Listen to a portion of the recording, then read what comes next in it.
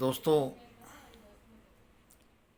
आज की भागदौड़ की दुनिया में ज़्यादातर लोग टेंशन के और डिप्रेशन के शिकार रहते हैं। तो इसका मूल कारण यही होता है कि हम कई बार समझदारी का सबूत नहीं देते। छोटी छोटी बातों पर भी कई बार झगड़े पे उतर आते हैं और जो टकराव होता है इससे तनाव बढ़ता है, तो हम डिप्रेशन में भी चले जाते हैं। तो अपनी ज़िंदगी को बदसूरत खुद ही बनाने के हम जिम्मेदार होते हैं। कोशिश करनी चाहिए कि हम जहाँ तक हो सके तो हम इस टकराव से बचें, ताकि तनाव ज़िंदगी में ना आए और ज़िंदगी हमारी खुशहाल गुजरे। इस टकराव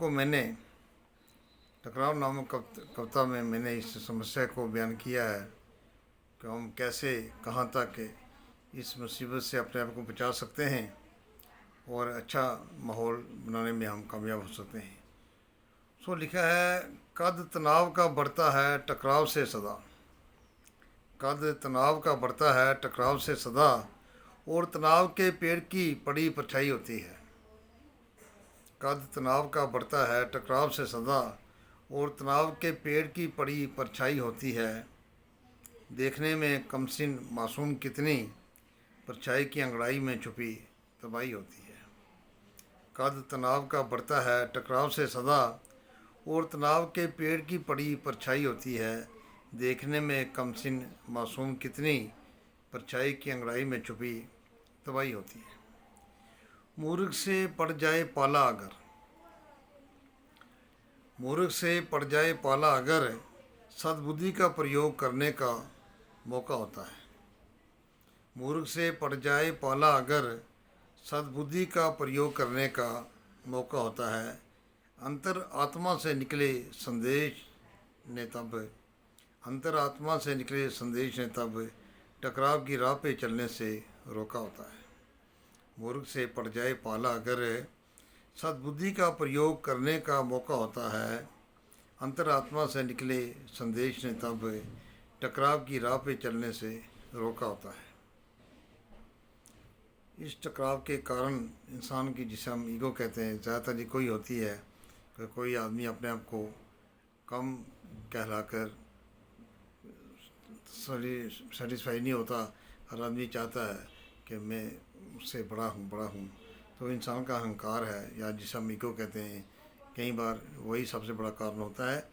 अहंकार की चिंगारी से जन्म लेकर, अहंकार की चिंगारी से जन्म लेकर, देखते देखते ही सब कुछ राख कर जाती है। अहंकार की चिंगारी से जन्म लेकर, देखते देखते ही सब कुछ राख कर जाती है। धुएं के पंख से उड़ान भरकर, अपनी खुशियों को ही ये खा कर जाती है। अहंकार की चिंगारी से जन्म लेकर, देखते देखते ही सब कुछ राख कर जाती है।